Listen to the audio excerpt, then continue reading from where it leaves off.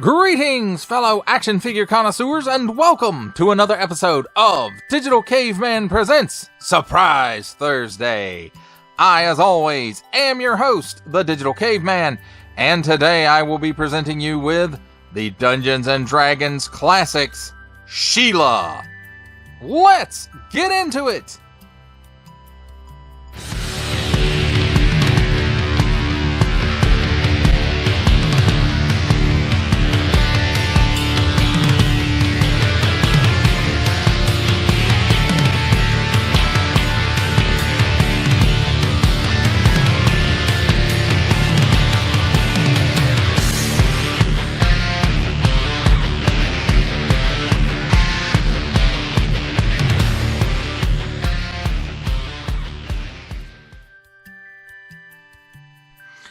Let's begin with a look at the packaging, and here we have nice artwork of, in the cartoon where they went down the roller coaster and went through the portal. Anyway, you guys know, it's 40th anniversary Dungeons and Dragons cartoon, some nice artwork of Shiela, and then nice digital render over here of Shiela D&D. There's a die. Shiela, warning! Don't stick things in your pie hole that don't belong there.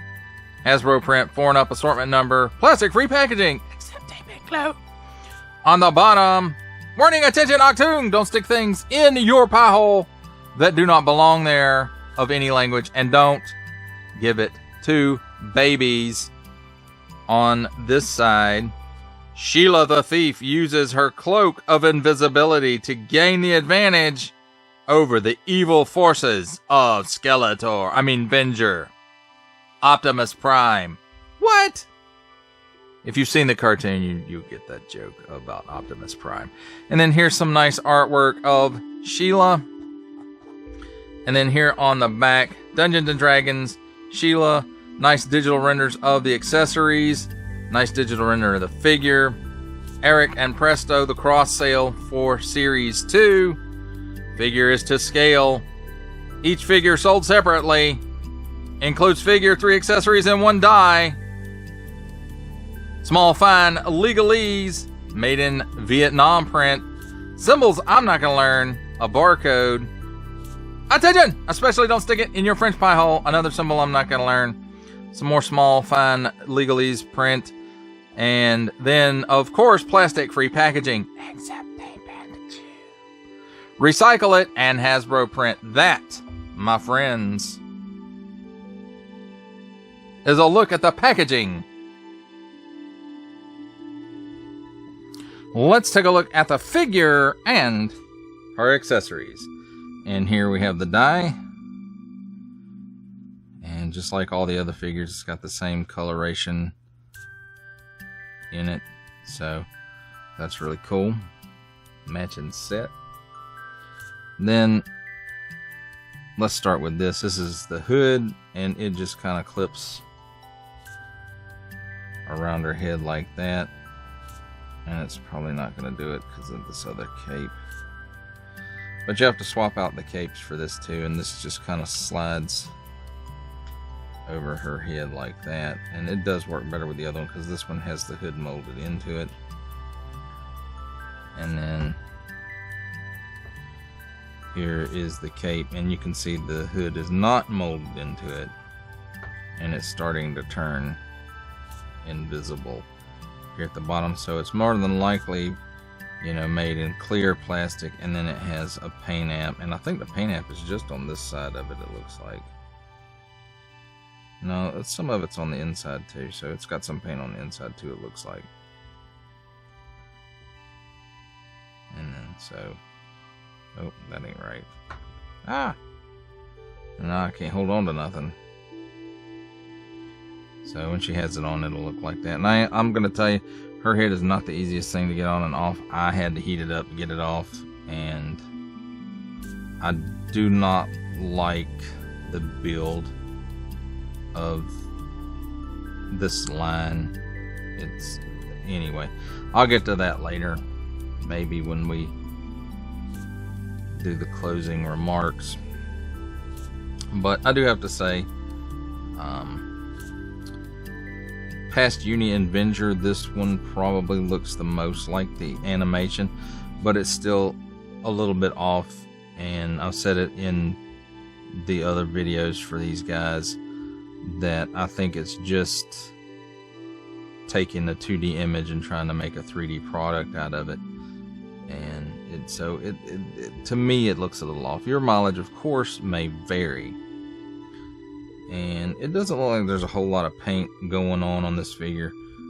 We have right here, and from here down is a separate piece of the leg, so she actually does have some thigh articulation in there. And then this is an overlay, and this part of the overlay might be paint. I'm pretty sure that's how it is, but it looks like everything else other than the face, at least on the figure, there aren't any of the paint apps. It's all molded in the correct color, except for this on cape or the hood, whatever, cloak, and it's on both versions of it, and that's a paint app, so we do have that. And as far as the face goes, I don't know if this is the inkjet or if it's paint or tampos, or I'm not sure what it is that they're using with this line, or that they used with this line, seeing as how it's done now. But I do say that, you know, it looks nice for what it is, and I have to say, you know, I'll go Uni, then Venger, then Shiela, as far as looking more like their animated counterpart, but this one skews a little farther off than Venger or Uni. So let's take a look at her articulation. She can look up that high, she can look down that far. She's got chicken neck, she's got a little bit of waggle, doesn't want to waggle very much. There we go. She can do the full exorcist, 360 degree rotation at the shoulder, and she can raise her arm up approximately 90 degrees. It might be a little better than that. Single hinge and swivel at the elbow, swivels around 360 degrees and bends approximately 90 degrees. 360 degree of rotation at the wrist on an up and down hinge, and the other side has an up and down hinge as well. There's a ball joint here at the waist, allows for 360 degrees of rotation. She can lean back that far, crunch forward that far, and of course she can rock left and right. At the hips, her skirt does have a little bit of splits at the bottom there to allow for some extra range of motion, and she can give you that much of the splits. And it allows for her to kick up this high and backwards about a full step, it looks like. Now right here where the boots come up, there is a thigh cut there, and it does give her another 360 degrees of rotation, and she does have a double hinged pinless knee, and it'll give you that much bend, which is about average for this line. At the ankles, tilts down that far, tilts up that far, and a forward facing pin for rocker. And that, my friends, if she'll stand up, that, my friends, does it for a look at the figure and her accessories. It's time for my favorite part of a review, comparisons. And here we have the entire line of Dungeons and Dragons Classics with Dungeon Master, Bobby the Barbarian, Uni the Unicorn, Diana the Acrobat, Sheila the Thief, Hank the Ranger, Eric the Cavalier, and Presto the Magician, with their main villain, Venger.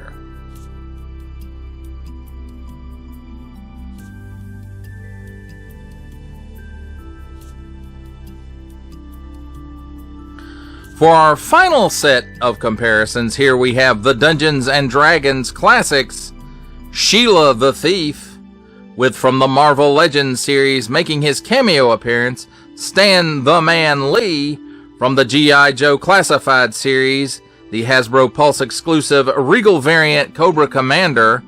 From Star Wars The Black Series, the Archive Edition 501st Legion Clone Trooper. And for a 7-inch scale comparison from the Masters of the Universe Masterverse line, the 40th Anniversary He-Man. For final thoughts on the Dungeons & Dragons Classics Shiela, I have to say this figure is probably one of the brighter spots in the line that just feels like a throwaway line. And I think she's one of the figures that looks closer to the animation than some of the others. Not to say she's 100% accurate. There is something that's still kind of off about it. But I do like the fact that her accessories is a cape that's turning invisible and comes with a hood. And this one is practically the same cape, only it has the hood sculpted in down. And I don't know, I think she has probably the best articulation scheme in the line. But I don't think they added the thigh swivels to her to add to articulation. I think it was a cost-saving feature. It feels more like I mean, this whole line just, it's not great, and that makes me sad, because, you know, we've waited 40 years for those of us who, you know, watched the cartoon when we were little kids growing up in the 80s. You know, we've waited 40 years for figures of these characters, and for the most part they're very lackluster and disappointing, engineered poorly, and just and I hate really talking bad about stuff if there's some positives, and I guess there are some positives. I like I like the accessories that she came with. I like that the entire line includes the dice and they all match color wise. But overall, just this whole line, I think it was designed to be a throwaway line just to kind of hype up the movie, which these characters were kind of sort of in, maybe. But, you know, I want to say this one is one of the better figures out of the line. And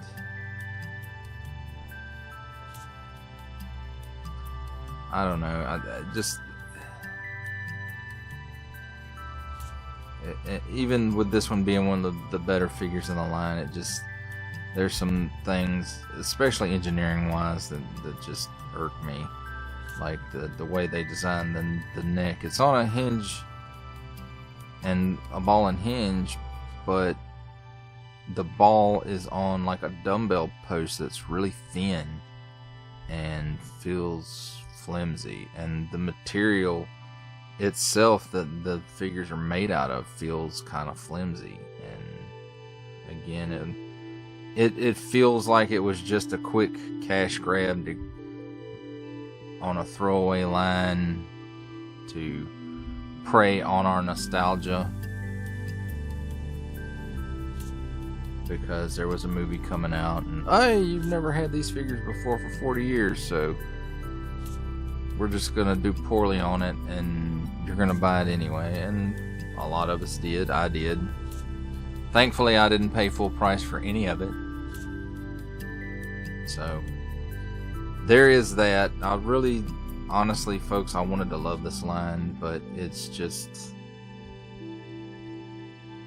it's not there. And Super 7 is doing figures of it now, and I'm not paying $55 a pop for these. it's not happening. Even though, yes, they probably work better. They're probably engineered a little better. Of course, I've been hearing some Super 7 issues lately. Quality issues, so there's that too. And it's hard to take that gamble with $55 on a figure that might have QC issues. But that's beside the point. That's a completely other line. Well, that does it for the review. I hope that you enjoyed it. I enjoyed the process of making it. Only support from viewers like you make this programming possible. Each view does count, and I do appreciate each and every single view that I receive. Thank you, and thank you so very, very much for supporting this channel through viewing, even figures like this. If you're interested in supporting my channel further, I'm now offering memberships at various tiers. Click the join button on my YouTube page, or check this video's description for the link and see if any membership offers are right for you, but only if you are in a position to do so. Comment below, like, share, subscribe if you'd like to see more content or just help the channel out, or both, that's even better. And don't forget to ding that bell so that in the future you will be notified as my new content becomes available.